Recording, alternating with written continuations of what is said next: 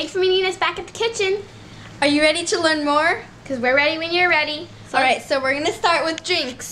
So here we go. Jocelyn's going to introduce and teach you about drinks. So about ancient Chinese drinks. There was wine and tea. So first, wine was created 9,000 years ago in ancient China. It was usually rice and millet wine, though sometimes there was also fruit wines. And tea, there were 4 main categories, which was white tea, green tea, scented tea, and black tea. Black tea was also known as red tea.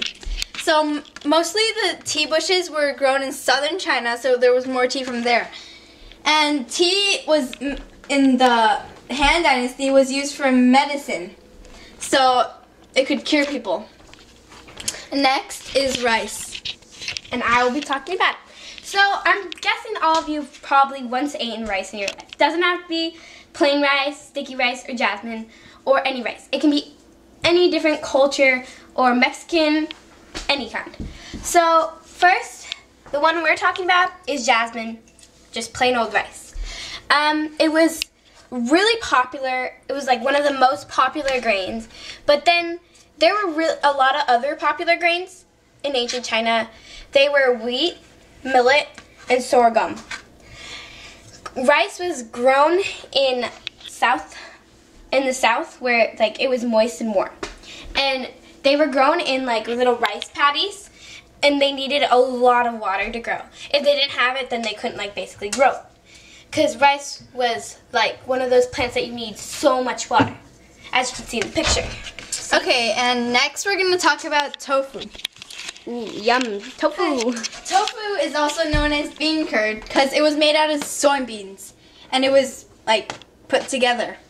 And soybeans have a lot of protein, so they were really healthy. And one reason why Buddhists love tofu was because they were vegetarian, and tofu is not made of meat. And tofu was first invented in the Han Dynasty by a prince called Liu An. And tofu can be served in many ways, such as boiled or just eaten freshly, or it could be steamed or cooked in other ways. Okay, next is going to be desserts and snacks. Ooh, yum. That's all ancient Chinese people's favorites. They usually served it with tea. Actually, make that always. They loved tea. They served all their desserts and snacks with tea.